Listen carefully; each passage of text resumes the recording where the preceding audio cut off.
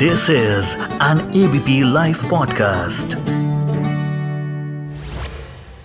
UP के हाथरस में सत्संग में कथित रूप से बाबा के पैर छूने के लिए उमड़ी भीड़ के बाद भगदड़ हो गई। मीडिया रिपोर्ट के अनुसार 120 से अधिक लोगों की मौत हो चुकी है। करीब 5 दर्जन से अधिक लोग अस्पताल में जिंदगी और मौत के बीच में जूझ रहे हैं।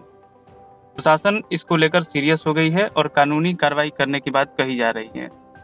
मैं हूं दिलीप मिश्रा और मैं इस मुद्दे पर बात करूंगा रुमान हाशमी जी सर से। सर नमस्कार, स्वागत है आपका सर। थैंक यू दिलीप, नमस्कार।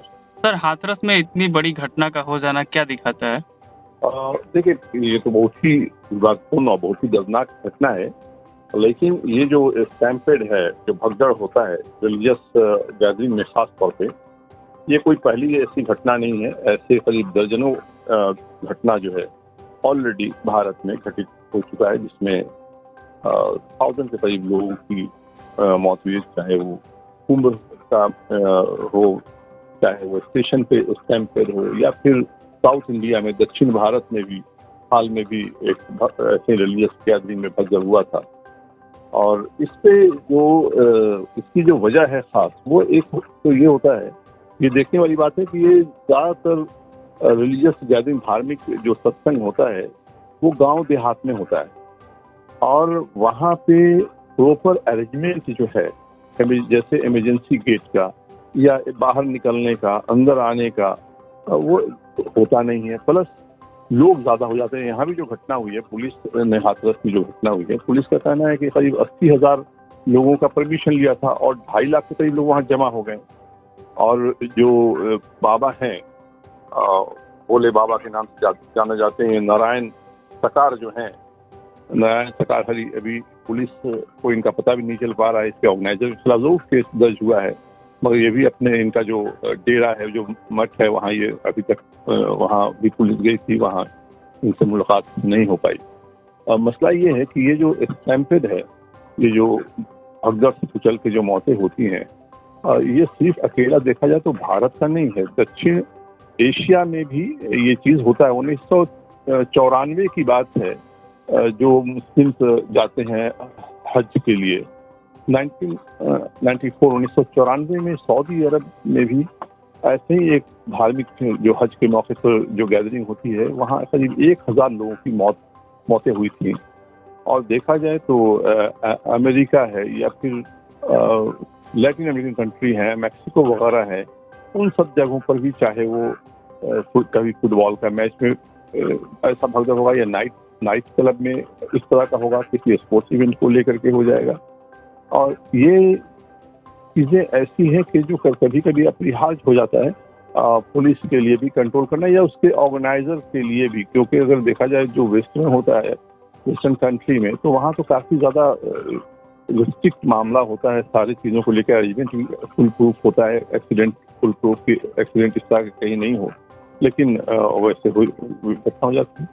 और इवन अगर लोगों की स्टैम्पेड से मौतें अगर नहीं होती हैं, ये भी देखा गया है कि इस हालत में खास करके महिलाएं जो हैं वो अपने को सुरक्षित नहीं पाती हैं। उनको लेकर के स्टैम्पेड, अभी दिल्ली के ही एक कॉलेज में कुछ साल पहले एक म्यूजिकल इवेंट में काफ़ी अखबार की हेडिंग बना था, वहाँ बुरी तरह से लड़कियों पे जो है उनपे अटैक हुआ था, मॉलेस्ट की गई थी लड़कियाँ एक म्यूजिक इवेंट में। तो इस तरह की जो घटनाएं हैं, इसको लेकर के जब ही ये रुक सकता है जब पुलिस जो है और जो इसके जो ऑर्गेनाइजर के साथ जो होते हैं, जिनको सुनने के लिए लोग आते हैं, चाहे वो पर्सनली आकर के उसका निरीक्षण करें आने से पहले कि क्या प्रॉपर इंतज़ाम है, जो श्रद्धालु आते हैं सुनने के लिए, वो उनके लिए प्रॉपर इंतज़ाम है कि नहीं है। अभी कुछ महीना पहले ही की बात है, नोएडा में एक मशहूर वो भी बाबा हैं, यंग हैं, वो आए थे, हज़ारों लोग वहाँ जमा हो गए थे। स्टैम्पेड तो नहीं हुआ, लेकिन वहाँ पे जो बदइंतज़ामी इतनी थी कि धूप गर्मी से हुआ था, कितने महिलाएं थी, कितने बच्चे थे, वो बेहोश होकर के गिर गए। प्रॉपर वहाँ पे इंतज़ाम नहीं था, पानी पिलाने का, उनको शेल्टर देने का, तो धूप से बचने के लिए पंडाल वगैरह लगाया जाता है, उन चीज़ों का ये ऑर्गेनाइजर को बहुत बड़ी जिम्मेदारी होती है कि वो पहले इस चीज़ का प्रॉपर इंतजाम करें और ये सुनिश्चित करें कि जो पुलिस परमिशन में जितने लोगों को उन्होंने लिख के दिया है कि इतने लोग आएंगे इस सत्संग में, समागम में, उससे ज़्यादा लोगों की एंट्री जो है वो नहीं हो। अगर होती है तो उसका त्वरित एक पैरेलल इंतज़ाम किया जाए कि भाई अगर कोई एक्स्ट्रा आते हैं तो उनको इस जगह ठहराया जाएगा, मेडिकल टीम होनी चाहिए वहाँ पे। जो डिजास्टर मैनेजमेंट सरकार के जो लोग होते हैं उनको भी सब होना चाहिए, उनके लोग भी, डिजास्टर मैनेजमेंट के लोग भी वहाँ पे होने चाहिए जब तक वो चलता, समागम जो है, सत्संग जो है जब तक चलता रहे तो डिजास्टर मैनेजमेंट के लोग भी वहाँ पे होने चाहिए। वो प्रॉपर जो है इस चीज़ का इंतजाम सरकार की तरफ से होनी चाहिए। हालांकि ये जो हादसा की घटना हुई है, देखिए मरने वाली इस तरह की घटनाओं में ज़्यादातर महिलाएं और बच्चे ही होते हैं, क्योंकि महिलाएं जो है वो पुरुष के मुकाबले, पुरुष के तुलना में वो ज़्यादा धार्मिक प्रवृत्ति की होती हैं। आप देखिए जितने भी इस तरह के धार्मिक आयोजन होता है उसमें महिलाओं की तादाद ज़्यादा होती है, और महिलाएं जब रहती है तो घर बच्चे जो हैं वो भी ज़्यादा होते हैं। तो इसमें स्ट्रेटजी ये है कि महिलाएं और बच्चे जो हैं उनकी मौत ज़्यादा होती है। महिलाओं जो है उनमें एक तो वो शक्ति नहीं होती है उस तरह से पुरुष के मुकाबले कि वो एक धक्का पड़ता है पीछे से निकलते वक्त और पता चला कि वो नीचे गिर गए, उनका बच्चा भी नीचे गिर गया, और कभी कोई महिला बच भी गई स्टैम्पेड से, तो बच्चे से ऐसे भी घटना हुआ है कि बच्चा या बच्ची जो है वो दब के वो उसकी जान चली गई, महिला जो है बच गई, वो हॉस्पिटल में अपना बयान दे रही है। तो इस तरह की महिलाएं ज़्यादातर घर से निकलती नहीं है, वो सीधे निकल के उस चीज़ की याद ही नहीं है कि इस तरह की भीड़ को कैसे टैकल किया जाए। अगर वो बाहर भी निकलती है आमतौर पर तो उनके साथ पुरुष होते हैं, उनको सुरक्षा का एक भाव रहता है। लेकिन इस तरह के कार्यक्रम में कई बार ये भी होता है कि महिलाएं जो हैं अपनी एक टोली बना के बच्चों को लेके चली जाती हैं, और इस तरह का दर्दनाक जो है वो घटना जो है घटित हो जाता है। जी सर, कहा जा रहा है कि आयोजन के लिए परमिशन मिला था, मतलब ये साफ हो जाता है कि प्रशासन को इस आयोजन के बारे में जानकारी थी, और प्रशासन की ओर से कहा जा रहा है कि 80,000 लोगों के आने की अनुमति थी। जी हाँ। उसके बाद इतनी बड़ी घटना, आखिर ये लापरवाही किसकी मानी जाएगी? देखिए, लापरवाही सीधे तौर पे देखें तो ऑर्गेनाइजर जो है उनकी है।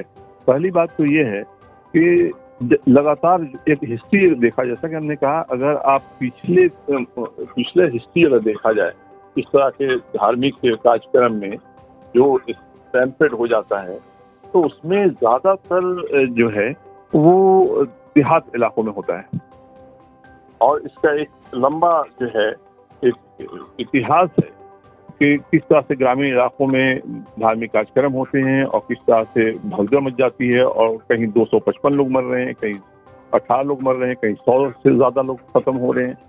तो ये इंतज़ाम करना तो पुलिस जो प्रशासन है वो इस चीज़ को देखे कि अगर ये देहातों में अगर ऐसा कार्यक्रम हो रहा है, और लगातार इतिहास रहा है कि देहात में इस तरह कार्यक्रम होते हैं तो अक्सर स्टैम्पेड हो जाता है, भगदड़ मच जाती है, तो वहाँ पे फुल प्रूफ सुरक्षा जो है वो देनी चाहिए। या फिर ऐसा हो कि देहातों में आप इजाज़त मत दीजिए, जो ऑर्गेनाइजर हैं भाई वो किसी बड़े शहर में जाएं, और बड़े बड़े स्टेडियम है जो 40-40 हज़ार लोगों को, 20-20 हज़ार लोगों का को वहाँ पे स्टेडियम में जो है उनके बैठने का अरेंजमेंट होता है, और वहाँ एग्जिट डोर भी होता है। इस जगहों पे, ऐसे जगहों पे जहाँ पे बड़े शहर में स्टेडियम है या स्पोर्ट्स कॉम्प्लेक्स होता है काफ़ी बड़ा, वहाँ पे इस तरह की दुर्घटना की आशंका कम रहती है, क्योंकि वहाँ पहले से ऐसा अरेंजमेंट रहता है। चाहे अगर ऊपर वाला ना करे, कहीं कोई आगजनी घटना हो तो वहाँ पे आग बुझाने के इंतज़ाम होते हैं। उस तरह का एंटी जो फायर जो सिलेंडर होता है, फायर डिस्टिंग्विश जो है आग बुझाने वाला, वो मौजूद होता है। फायर ब्रिगेड की गाड़ियाँ वहाँ मौजूद रह सकती हैं, एम्बुलेंस वहाँ मौजूद रह सकता है। क्या इस तरह का पुलिस की प्रशासन को देखते हैं, क्या इस तरह का इंतज़ाम ऐसा होता है कि वहाँ डिजास्टर मैनेजमेंट के लोग मौजूद हों, वहाँ पे हॉस्पिटल, टेम्प्रोरी हॉस्पिटल का अरेंजमेंट हो, वहाँ पे एम्बुलेंस मौजूद हो, है कि नहीं है? अगर ये चीज़ नहीं रहता है और आने जाने का जो वीआईपी सुरक्षा जो गेट होता है, इसकी भी एक बड़ी वजह होती है। हाँ, हाथरस में भी ऐसा हुआ है, क्योंकि ये जो निकल गए यहाँ से बाबा भोलेनाथ ऐसा करके अपने को ये कहते हैं, और तो उसके तरफ भीड़ बढ़ी, उस वीआईपी गेट की तरफ। तो ऐसे में वीआईपी गेट की तरफ बढ़ने से रोकने का इंतजाम होना चाहिए कि अगर धार्मिक गुरु अगर निकल जा रहे हैं वीआईपी गेट से तो भीड़ वहां तक नहीं पहुंचे, उसकी एक घेराबंदी होनी चाहिए। जैसे चुनावी रैली में या पॉलिटिशियंस के रैली में बहुत कम ऐसी सुनने में आता है, वहाँ भी लाखों लोग आते हैं, लेकिन बहुत कम सुनने में आता है कि वहाँ पे स्टैम्पेड हो गया, भगदड़ हो गया। उसकी एक वजह तो ये भी होती है कि राजनेताओं को सुनने के लिए काफी जो लोग आते हैं उनके जगह अलग होता है, और एक बैरिकेड जो है वो खींच दिया जाता है काफी दूर तक कि वहां से क्रॉस करके लोग जो है जनता इधर नहीं आए। अगर नेता आ रहे हैं मंच पे या नेता अगर जा रहे हैं मंच से निकल करके तो उस वीआईपी रूट पे लोग मौजूद ना हो, पुलिस के फुल अरेंजमेंट होता है। ऐसा अरेंजमेंट इस तरह के धार्मिक जो समागम होते हैं, सत्संग होते हैं, उसमें भी पुलिस को उसी पैटर्न पे काम करना चाहिए। जी, सत्संग और कथा में अक्सर भीड़ होती है सर। देश में बाबाओं की कमी नहीं है, उनके काफ़ी समर्थक भी हैं। ऐसे में कथावाचक और बाबाओं के लिए गाइडलाइन को लेकर सरकार को क्या कुछ करना चाहिए और प्रशासन को क्या कुछ करना चाहिए? देखें, अभी जो नया कानून बना है, जो न्याय संहिता जो बना है इंडियन पिनल कोड को हट करके, इस तरह से इसमें ऐसे भी कानून को शामिल किया जाना चाहिए। ये बहुत ही इम्पोर्टेंट क्वेश्चन सवाल आपने खड़ा किया है। इसमें सरकार को ये सुनिश्चित करना चाहिए, क्योंकि ये देश, देखिए, ये भारत है, जो भारत है और भारत उपमहाद्वीप जो है, इसमें तो आप इनकार ही नहीं कर सकते हैं कि कोई रिलीजियस कार्यक्रम ना हो, धार्मिक कार्यक्रम ना हो और वहाँ लोग नहीं आए, क्योंकि एक मिजाज है, लोग धार्मिक प्रवृत्ति के हैं, धर्म भीरू समाज है हमारा। तो इसको लेकर के कानून निश्चित तौर पर बनना चाहिए, सख्त गाइडलाइन के साथ बनना चाहिए कि इसमें अरेंजमेंट ऐसा इस तरह का गाइडलाइंस हो कि इसके पहले जो है इतने दिन पहले खबर हो, जो लोग आए उनकी तादाद सुनिश्चित हो, उससे ज़्यादा वो नहीं आए। और उसके लिए कुछ आज अब तो देखें आप, AI आ गया है, AI टेक्नोलॉजी आ गई है। इस टेक्नोलॉजी के तहत आप आराम से इस तरह का सिस्टम क्रिएट कर सकते हैं कि जिस गेट से एंट्री हो रही है वो ऑटोमेटिक वो नंबर काउंट हो जाएगा कितने लोग इसके अंदर आ गए, उस फील्ड के अंदर जहाँ पे समागम हो रहा है या ये धार्मिक जो भी कार्यक्रम हो रहा है, और उसके बाद जो है वो बंद होना चाहिए। तो इस तरह के कार्यक्रम के लिए AI टेक्नोलॉजी का भी इस्तेमाल होना अब लाजमी हो गया है, क्योंकि इंसानी जान बहुत कीमती होती है। देहात में कार्यक्रम होता है, वहाँ लोग मरते हैं, ख़त्म होते हैं, अखबार की सुर्खियाँ बनती हैं, कोई इस पे किसी को सज़ा नहीं हो पाता है और सारा खाना पूर्ति भरपाई हो जाती है। तो इसको लेकर के जो नया संहिता कानून बना है, आचार संहिता जो बना है, इसमें इस तरह का होना चाहिए कि अब इस तरह के धार्मिक कार्यक्रम में AI टेक्नोलॉजी का भी इस्तेमाल होना चाहिए, जिससे सुनिश्चित किया सके कि बताए हुए पुलिस को सबमिट किए गए जो नंबर होते हैं उससे ज़्यादा लोग यहाँ पे नहीं आए, उससे ज़्यादा लोग आते हैं उनको बाहर कर दिया जाए। जैसा कि आप देखिए 40-40 हज़ार लोग क्रिकेट में किसी जगह चले आते हैं, और जब स्टेडियम फुल हो जाता है तो लोग बाहर रहते हैं, उनको बंद कर दिया था, भाई नहीं आएंगे इससे ज़्यादा लोग। माइक लगा हुआ है, माइक से आप बाहर सुने। तो इस तरह का इंतज़ाम होना चाहिए। और अगर जो इस तरह का पालन नहीं करते हैं उसको कार्यक्रम का इजाज़त नहीं देना चाहिए, उनको प्रतिबंध लगा देना चाहिए 2-3 साल के लिए कि वो नहीं कर सकते हैं कोई धार्मिक समागम और इस तरह का कोई धार्मिक कार्यक्रम। अगर तभी ऐसे जो भी धार्मिक गुरु हैं, चाहे वो बाबा हों, चाहे कोई मौलाना हो, मौलवी हों, कोई पादरी हों, वो तभी इस तरह के उनके जो सलाहकार मंडली होती है, जो उनके टीम के लोग होते हैं, तभी इन पर यह अंकुश लगता है जब तक कोई सख्त कानून इस पर नहीं बनेगा। ऐसे लोगों पे तो आगे प्रवचन पे रोक लगा देना चाहिए 4-5 साल के लिए। जी सर, हाथरस की घटना में आखिरकार जिम्मेदारी किसकी होनी चाहिए? लोकल प्रशासन की नाकामी तो किस एंगल से देखा जा सकता है? क्योंकि अगर प्रशासन पहुंची है तो उसको पता होगा कि अधिक भीड़ आई है, तो वो अपने प्रशासन को, अपने सीनियर को सूचित कर सकते थे। देखिए, इस बात से इस चीज़ को तो ये जांच का विषय है, जो पुलिस जांच कर रही है उसमें पता चल पाएगा कि निचले स्तर के जो फील्ड में जो पुलिस ऑफिसर्स मौजूद थे उन्होंने अपने सीनियर बॉस को इस बात में सूचित किया कि नहीं किया, मुझे लगता है कि हो सकता है निश्चित तौर पर इन्होंने सूचित किया होगा कि भीड़ जो है जो ज़्यादा आ गई है कंट्रोल से, लेकिन उसकी त्वरित जो है उसका समाधान होना चाहिए था, सॉल्यूशन होना चाहिए था।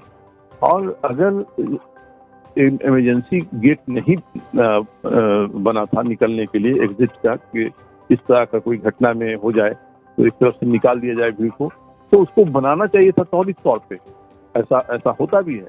आप देखिए, कोई वीआईपी का रूट अगर लगता है तो 1 मिनट में ट्रैफिक बंद कर दिया था, एक तरफ से खोल दिया था, या रोड कंस्ट्रक्शन रोड पे चलता है। भारत में तो या भारतीय उपमहाद्वीप में देखिए तो सड़कें भी दिन में बनती है, हालांकि वेस्ट कंट्री में रात में बनती है कि ताकि ट्रैफिक डिस्टर्ब नहीं हो।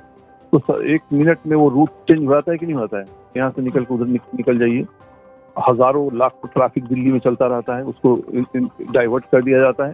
तो इस तरह का इंतजाम इस तरह के समागम में होना चाहिए। पुलिस की तो जिम्मेदारी बनती ही है, पुलिस अपनी जिम्मेदारी से मुक्त नहीं हो पाती है।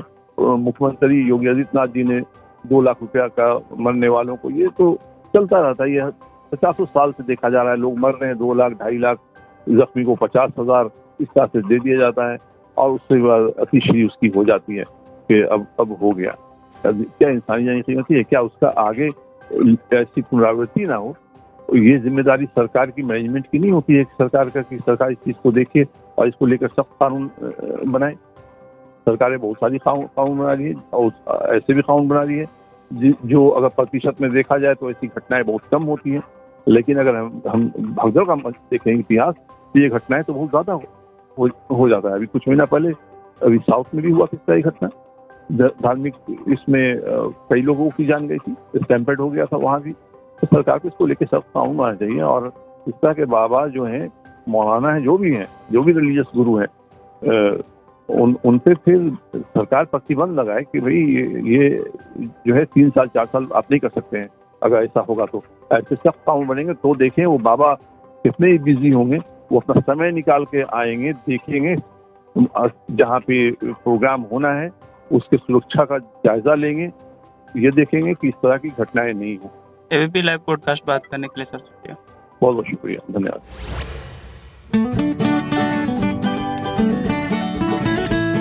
This is an ABP Live podcast.